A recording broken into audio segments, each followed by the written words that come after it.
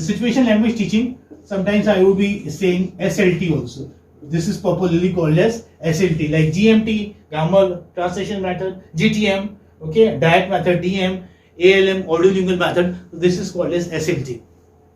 So in situational language teaching too, all the items learned by a child in real situations. How are they learned? In real situations. Remember this. This is this is the gist. This is the epitome of the entire thing. What is it? That a child picks up new words or new sentences, new structures in real situations. This structure of word conveys its meaning to the learners only when it is used in particular situations, as say Palmer and Hornby pointed out. Now, this particular situation helps the teacher to familiarize the learners with the structures. Thus, the meaning of words are tied up with the situation in which they are used. The learner knows the meaning of the word. Now say, what do you see here? Now, what is it? This is whiteboard. What is it? Whiteboard. Now, suppose if I'm teaching elementary students, and I don't have to explain, like, this is a rectangular board and a glossy sheet is attached to it. It is hung on the wall, things like that. No. So, how does a teacher teach? Like, the learner knows the meaning of the whiteboard, not because he has looked up the meaning there in the dictionary. I wouldn't say, okay, come on, look the meaning of the whiteboard there in the dictionary and tell me what does it mean. No.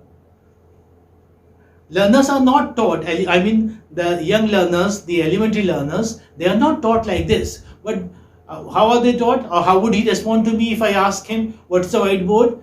Because he has picked up the word whiteboard in the context, in the real situation. He has seen that this is mentioned in the classroom. For example, like commands like I say, look at the whiteboard. If I say to my students that look at the whiteboard, they know what does looking mean. Okay? They understand this verb, look. And also, if I ask a child, come on, clean the whiteboard. So he understands the word clean. What cleaning means. Because prior to this, I use it. Well, this I have cleaned the word, right? So you have to go. While we are discussing this situational language teaching approach, let us take us back to our, say, primary classes. I mean, because this approach, as they say, is usually followed in teaching the primary students, especially say till the 8th standard. This approach is followed. So let's take ourselves, to those childhood days while we were there in the primary classes or in the junior classes. So I was telling you, how does a child learns or picks up the word whiteboard?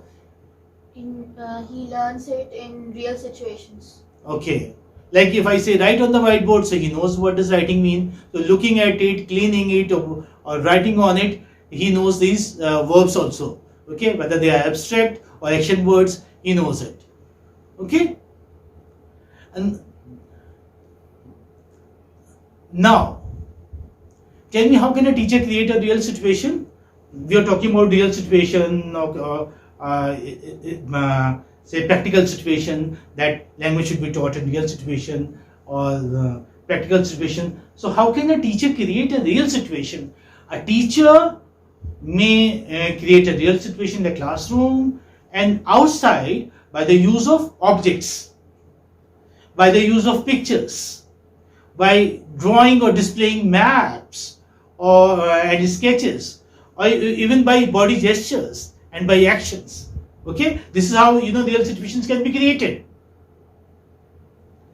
Conversation is another way to create real situation in the classroom. The way, you know, what are we doing? We are having a conversation, we are having a talk, we are having a discussion. So this is also a way to create real situation in the classroom. We may discuss a thing, okay? We may talk about, we may converse, we may have a communication. So this is again a way of creating real situations in the classroom. And this makes, you know, like teaching lively, learning and teaching both very lively, interesting, and that's why, you know, students do not get bored. You can allow, you can say have their interest also, and the teaching becomes a joyful experience for the learners. So the teacher may ask questions also sometimes. Most of the times, in fact, he does while teaching. While he is teaching through situational language approach, he asks questions to his students. They may have a discussion, or say extemporary speeches even. Extemporary. What does the word extemporary mean? The word is written like this, okay, but now says extemporary. What does it mean? Means to speak on the spot. A topic is given on the spot and we have to speak on it. Very good. Impromptu speaking, you may say, impromptu, on the spot. You're right. Good. So, like, you know, it depends, you know, like what level of students are you teaching? When you're teaching elementary level, although you are following the same approach, situational approach, then your way of teaching is different. But if you're teaching at the say higher level, then your level of teaching is different. So it depends, you know, what age group are you teaching, what level of students are you teaching. Now, okay, because we had a discussion on whiteboard. Now, for instance, if I ask you, come on, what is a whiteboard? Yes, come on, tell me. Yes, come on. What shall be your response if I ask you what is a whiteboard? Come on. It is a rewritable classroom board. It's a rewritable classroom blackboard.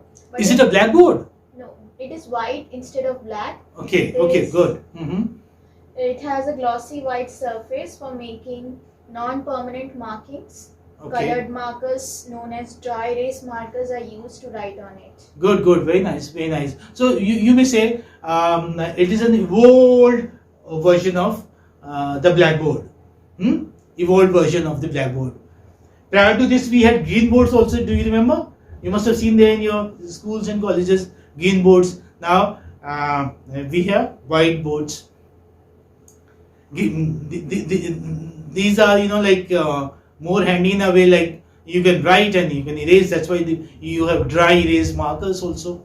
Well, here we were discussing aims of situational approach teaching. Now we come to the actual approach, and let us begin with principles of situational approach, as we always do.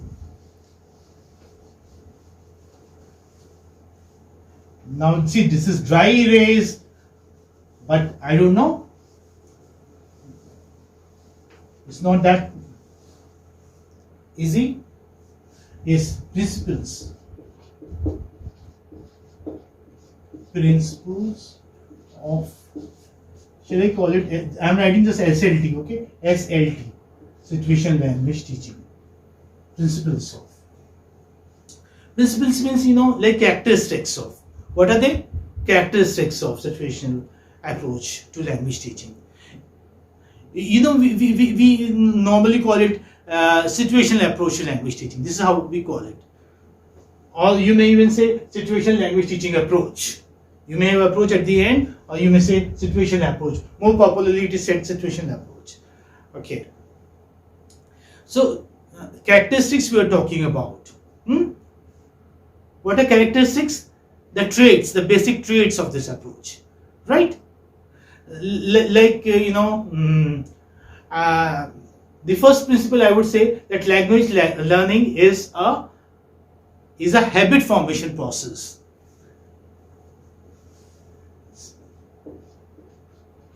Language, we had the same thing in other methods also. Language learning. Can you tell me where we had this? Language learning is a habit formation process. Habit formation. We have discussed this in audio-lingual method, have we not? Yes, sir. Yes. So language learning is a habit formation process. What do you understand by habit formation? Do you remember the behaviorist theory that we discussed? Who propounded the behaviorist theory? Who gave it? Skinner. Skinner. Very good, very good. I really appreciate that you remember the name Skinner. Skinner. Good. Yes. And okay, do you have any clue what does it mean? Well, like what was it about? Come on. Yes, try it. Anyway, okay. Behaviors, like structures of language or say words, they should be made a habit, a behavior. Okay, like so when something becomes your behavior, as when something becomes a part of your say habit, then you do not forget it. You remember it lifelong. This is what it means. Do you remember, like when you repeat a thing over and over again, it becomes a habit? This is what we discussed. The same thing here. Language learning is a habit formation process. And this concept is based on Skinner's behaviors theory. What does it say? That when you repeat a thing over and over again, it becomes a habit. Like, we had drills where? In the direct method. And which other method we had drills? Come on, in the audio-lingual method. In the audio-lingual method. And like same holds good with language teaching also, language learning also. When you make the language items as your habit, then you remember them lifelong. So language learning is a habit formation process, is the principle of situational approach to language teaching. And another thing, we like, I said to you, like, some students said to me, like, they do not have much thing to write on situational language approach. Means they do not have sufficient matter. Means they cannot write an essay type question. This cannot make an essay type question. They cannot write a long answer on situational approach to language teaching. But that's not true. I must tell you that you can write everything there in situational language teaching. This is a hint, this is a clue. Whatever you read in direct method, okay, you can bring back all that there in this method, in this approach also. The difference is only of two things. What? Vocabulary.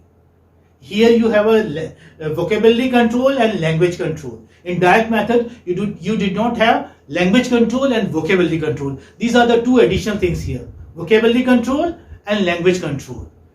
Okay? And who has the control over them? The teacher has the control over them.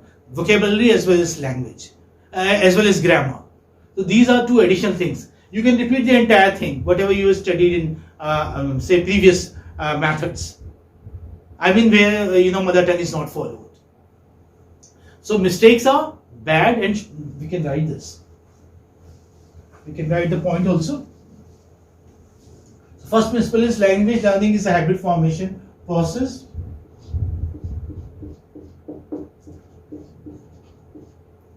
Remember, in audio-lingual method we read mistakes are big. This is said. Why? Because this is influenced by, this concept that mistakes are bad by Skinner's behaviors theory. Because if you are making mistakes, they become your habit, and it's a bad habit to make mistakes. So mistakes are bad and should be avoided. Mistakes are bad and should be avoided. Do you remember, like in the previous method, we said no, mistakes are not always bad. Okay, mistakes are good. Yes, sir. Who said it? Who said it? Okay, the name of the linguist begins with the word or letter CH. Remember? Ends on KY. Chomsky. Chomsky, very good. There you go. Chomsky. Okay? Chomsky, the famous linguist, said that errors are not bad. Daag achhe hain. Okay? Mistakes are bad and should be avoided. So this idea is based on, you may say, behaviorist theory. As mistakes are bad and should be avoided. This is the second principle. Why should they be avoided? Mistakes are bad and should be avoided. Should be avoided. Tell me why? Because they make bad habits. Okay, good. Because they make bad habits.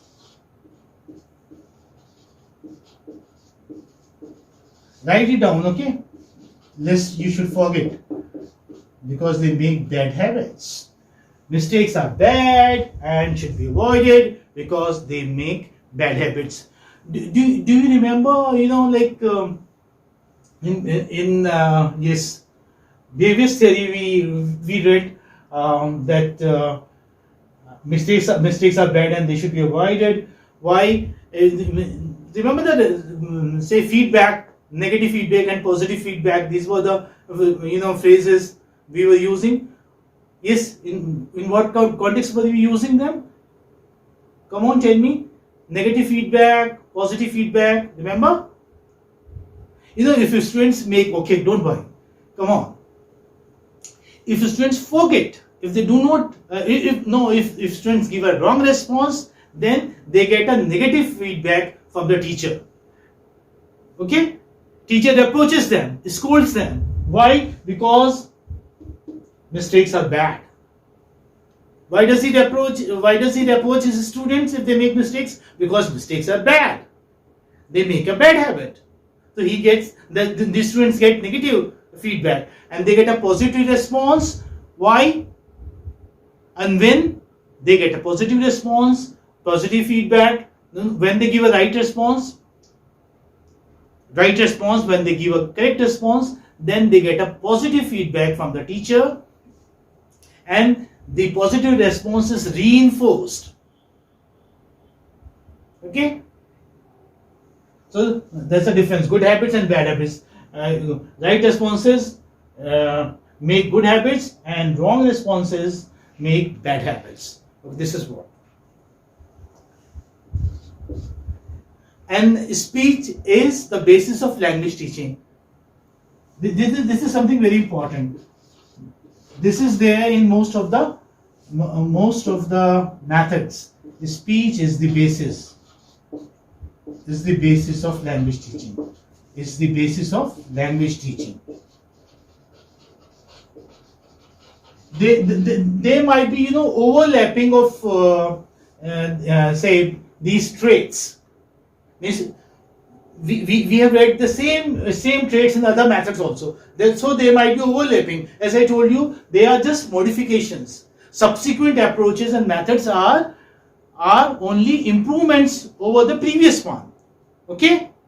Remember this. What are they? They are an improvement, a kind of improvement, sort of improvement. Speech is the basis of language teaching. Earlier we said speech is language. Speech is language. That means that speech is the most important thing as far as language learning is concerned. If you have learned speaking, that means you have learned the language. Because the rest of the skills become easier to pick up, to understand, to learn. Once you have picked up the speech, what happens in our mother tongue? Which skill do we learn first? Speaking. We learn speaking first. And after that, what do we learn? Reading. And writing we learn at the end. The last skill that we learn, that we pick up, is writing. So speech is the basis of language teaching. Language skills are learned more effectively if they are presented orally first. How they are presented first? Orally. Then in the written form. How do teachers teach here? while they teach the second language. They would begin it with writing. Okay, they would speak out a word. Okay, BAT bat, right? Bat, BAT bat. This is what. But what is the right approach? First, let the students know the words. Okay, let the students know the words in context. If you are talking about bat, ball, doll, whatever, either you make them on the board, okay, or bring the objects there in your classroom and show them. Well, this is bat, this is ball, this is doll. This is how they should pick up. So language skills are learned more efficiently, more effectively, easily if they are presented orally first. Then how do you present them? Then you may once they have picked them up orally, then you may present them in the written form. You may ask them to write. Reading and writing are based on items which have already been introduced and practiced orally. Okay, like reading will be suspended until the learners have learned to speak. Once they have learned to speak, then you can introduce reading and writing. Okay, so these are the items based on the items based which you have already introduced earlier, which you have already spoken about in the classroom. Is this okay? Means once they know what the ball is, then you can ask them, okay, now you can write it. But you are not shown him what the ball is, what the bat is, or what a doll is, or anything, any object for that matter. So what are the principles we have learned so far? 3. What are they? Language learning is a habit formation process. Language learning is a habit formation process. Good. What is it? Language learning is a habit formation process. Number 2. Mistakes are bad and should be avoided. Mistakes are bad and should be avoided. Good. Mistakes are bad and should be avoided. And number 3. Speech is the basis of language teaching. Yes, I was hiding it deliberately so that you use your mind, memory. Speech is the basis of language teaching. Speech is the basis of language teaching. And the